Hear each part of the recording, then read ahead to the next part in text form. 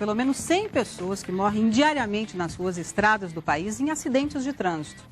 Veja agora na reportagem especial de Sônia Bride. Início da Belém-Brasília, a BR-316. Sexta-feira passada, final da tarde.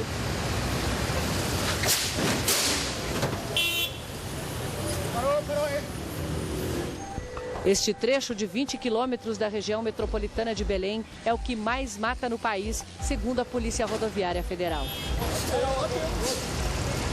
Nas 4 horas em que o Fantástico acompanhou o trabalho dos policiais aqui em Belém, aconteceram 10 acidentes. Não vai dar para a gente conseguir chegar no acidente que nós estávamos indo, porque nós já temos outro aqui. Sob o lençol, Francisco da Silva, trabalhador a caminho de casa depois do serviço. Pare um instante e pense, quantas pessoas você conheceu que morreram no trânsito? No tempo de duração do Fantástico, mais 10 terão perdido a vida nas estradas, ruas e avenidas do Brasil. São no mínimo 4 por hora, 100 por dia. O Denatran, o Departamento Nacional de Trânsito, estima que foram 32.465 mortos em 2008.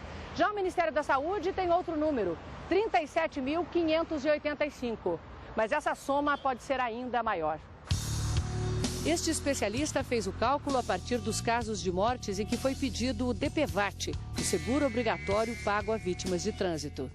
É o que eu chamo aqui de genocídio sobre rodas, né? São 62 mil mortos na nossa avaliação por ano em acidentes de trânsito aqui no Brasil. Veja agora as 5 principais causas dessa matança apontadas por pesquisadores e órgãos públicos. Álcool. Voltamos a Belém, no Pará, na mesma sexta-feira à noite. Jovens bebem num posto de gasolina. A moça termina uma garrafa de coquetel de vodka, pega o carro e sai. É seguida por nossos produtores. Hoje você bebeu antes de dirigir? Não.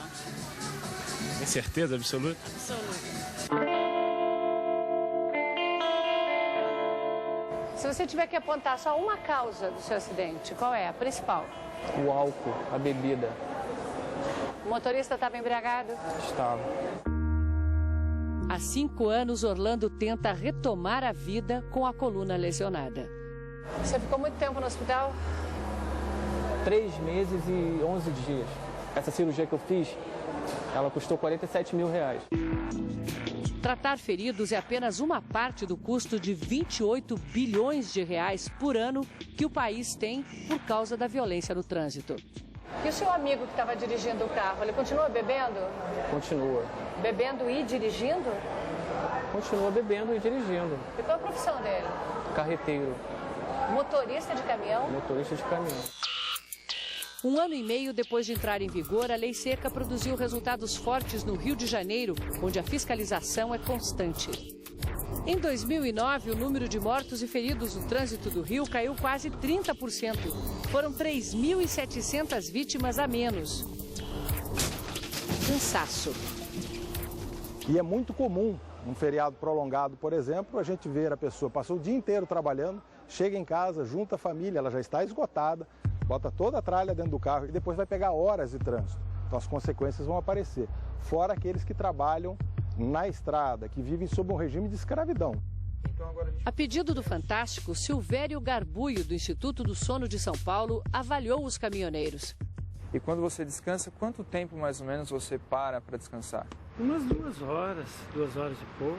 E aí quando volta a dirigir, quanto tempo fica dirigindo? Tem vez 17 horas, 18 horas.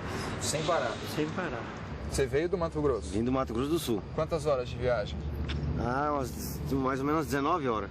Direto? Direto. Como é que é a qualidade do seu sono? É deitar e dormir e só acordar no... Eu quebro tudo no murro, no soco, como é que fala? Pesadelo. Ah, é? Essa noite mesmo eu acordei, deitado, tava beirando a pista lá, acordei, um barulho de caminhão danado, eu pensei que o caminhão tava descendo uma ladeira. Nossa senhora. Pulei e agarrei esse caminhão no freio, rapaz. Quando eu acordei, tava agarrado no volante, você acha? Só de Deus pra olhar mesmo. Desrespeito à sinalização e imprudência. Em São Paulo, o Fantástico pegou uma carona com o piloto César Urgnani e com José Aurélio Ramalho, especialista do Centro de Experimentação e Segurança Viária. Se você olhar aquele carro ali na frente, ele está vindo na contramão para querer atravessar aqui, ó. Tá vendo ali, ó? Olha só. Quando na verdade ele teria que ter continuado nessa via, procurado um retorno para poder entrar. Dirigindo com o carro com uma mão só, a mão direita está aqui sobre o volante, ou seja, se ele precisar fazer um desvio de emergência, ele vai perder o carro de controle. A posição correta é as duas mãos aqui. Observa essa motocicleta, ele está sem a seta do lado direito. Quem provoca a morte, o acidente com morte, em regra, é a imprudência do motorista. 4% apenas das mortes que acontecem no país em rodovias federais aconteceram em estradas esburacadas. 96% das mortes acontecem em pista com trecho bom. O Fantástico fez um teste com o radar móvel para mostrar como os motoristas são imprudentes quando acham que não estão sendo vigiados. Nesta avenida, na zona oeste do Rio, os carros reduzem a velocidade, alguns até em cima da hora, quando se aproximam do radar fixo. Agora posicionamos o nosso radar 500 metros adiante. Passado o risco de multa, olha o que acontece. Ele acelera mais ainda, que é para compensar aquele período que ele perdeu, aquele espaço de tempo que ele diminuiu a velocidade, e causando mais risco de acidentes na frente. Em maio do ano passado, um deputado estadual foi o responsável pela morte de 2 rapazes. Fernando Carli Filho dirigia embriagado de madrugada num bairro de Curitiba. Avançou o sinal a 170 km por hora e bateu no carro que conduzia os jovens. Carli Filho tinha perdido o direito de dirigir por causa de 30 infrações, 23 delas por excesso de velocidade. O deputado foi indiciado por duplo homicídio. O julgamento está marcado para o mês que vem e ele aguarda o julgamento em liberdade. Impunidade e falta de fiscalização. Ela, quando tinha 9 anos, ela escreveu o seguinte: eu amo a vida. A vida dela terminou aos 15 anos. A saudade não diminui, mas este pai pode afirmar. No caso da Juliana, eu posso dizer com certeza, houve justiça, não houve impunidade. Juliana foi morta aqui, numa via expressa em Florianópolis.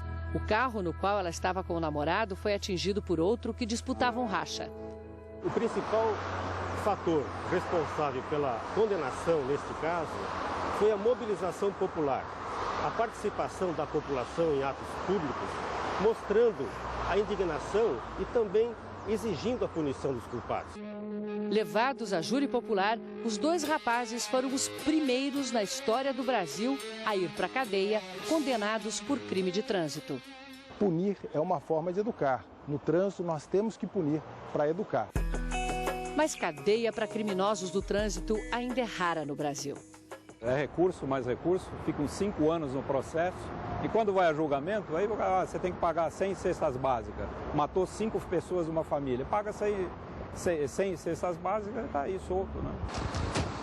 A morte de Juliana levou à instalação de 9 radares fixos, os chamados pardais, ao longo de 8 quilômetros da avenida.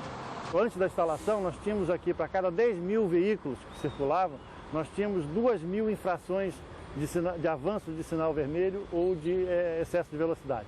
Hoje essa estatística caiu para 3 em cada 10 mil.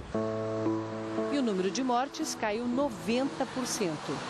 45 vidas em 10 anos foram salvas aqui por esse sistema na beira-mar. Também em Santa Catarina, um exemplo contrário. Uma lei mandou tirar os radares das rodovias estaduais por entender que os pardais eram uma indústria de multas. Nós tínhamos reduzido em 72% as mortes. Com a retirada deles, tivemos um absurdo aumento de mais de 50% nas mortes. Nos 3.800 quilômetros de rodovias estaduais de Santa Catarina, havia apenas 20 pardais, mas eles conseguiram reduzir em 70% o número de mortos, justamente porque estavam nos trechos mais perigosos. Agora, eles até podem ser substituídos pelos radares portáteis, como este aqui. Só que para a operação do radar é preciso mobilizar pelo menos 5 policiais. 24 horas por dia, dá 15 policiais, vezes 20, 300. E isso é 60% de todo o efetivo da Polícia Rodoviária Estadual. No Japão, o índice de mortes por 100 mil habitantes é de 4,72. Na Alemanha, 5,45. França, quase 7. Itália, 8,68. Nos Estados Unidos, o índice passa de 12. No Brasil, salta para 17. Os números em outros países nem sempre foram bons. As melhoras foram conquistadas. Nos últimos 6 anos, o número de mortos nas rodovias italianas caiu 46%. Na França, diminuiu 44%. Na Itália, foram espalhadas câmeras especiais que medem a velocidade média dos carros e colocado muito asfalto anti-chuva que evita a derrapagem. Na França, além das câmeras convencionais que flagram o excesso de velocidade, foi feita uma grande campanha de conscientização. Nos dois países, o limite de velocidade é de 130 km por hora. Um dado espantoso vem da Alemanha. O número de mortos em 2009 nas estradas foi o mais baixo desde 1950. E isso num país que não tem limite de velocidade em 45% das rodovias. As razões são a excelente qualidade das pistas e o extremo respeito dos alemães pela sinalização. Este é um bairro boêmio de Tóquio. Todas as noites, principalmente depois da meia-noite, há muito movimento por aqui. As pessoas saindo dos bares, as ruas lotadas. Mas repare, praticamente só tem táxis. Os japoneses bebem, mas não se arriscam a dirigir. É que as leis aqui são extremamente rigorosas. Quem dirigir depois de alguns goles pode pegar 5 anos de cadeia. Os acompanhantes, 3 anos de prisão. Resultado, as mortes no trânsito no Japão caem há 9 anos seguidos. Em 2009, morreu mais gente andando de bicicleta no Japão do que em acidentes com motoristas bêbados. Entre os países desenvolvidos, os Estados Unidos têm um dos índices per capita mais altos de mortes nas estradas. Mas esse número vem caindo. Em 2009, pela primeira vez, ficou abaixo de 40 mil mortos. O principal motivo dessa queda é o rigor contra os motoristas alcoolizados. A cada ano, cerca de 1,5 milhão de americanos são presos por dirigirem embriagados. Perdem a licença e, se tiverem antecedentes, vão para a cadeia. Aqui no estado de Nova York, a pena de prisão é automática se houver alguma criança no veículo. Desde 1980, quando as primeiras leis contra os motoristas embriagados foram adotadas, o número de mortes causadas por eles caiu pela metade. E como cada motorista brasileiro pode ajudar a tornar o trânsito mais seguro? Muitos motoristas entendem, por estar na velocidade da via, que devem ter o direito de ficar na pista da esquerda. Por mais que o que vem atrás esteja numa velocidade acima da via, você deve ceder a via para que ele promova a ultrapassagem. A pessoa, quando ela está a pé, ela tem um comportamento, né? Porque ela se sente vulnerável. No entanto, a hora que ela entra dentro do carro, ela acha que ela está armada, né? O que é um congestionamento numa rodovia? É uma fila. Como é uma fila de banco. Quem chegou primeiro vai ser atendido primeiro. E por vezes você tem o quê? Você tem a pessoa, numa condição como essa, cortando essa fila. Se você, motorista, identifica que a via tem um problema, você já tem um problema. Não piore o que já está ruim. Diminua a velocidade. É a mesma coisa numa situação de chuva. A via fica escorregadia, depois não adianta transferir o problema para a via. A via é muito bem sinalizada, dizendo com antecedência a saída da via. Então cabe ao motorista se antecipar, correto? Exatamente. Se ele já está, a sinalização por si só ela já está com bastante antecedência, né? Se antecipe ao que você vai fazer, não deixe para fazer no último minuto. Quanto mais os carros ficarem intercalados, sempre melhor. Por exemplo, eu agora estou refém do carro da frente. Se eu vou à direita, eu passo a enxergar exatamente o que ele enxerga lá à frente. Ou seja, eu amplio a minha visão periférica. Como agora, eu estou embutido atrás desse carro. O que eu faço? Eu fico aqui à esquerda, ó.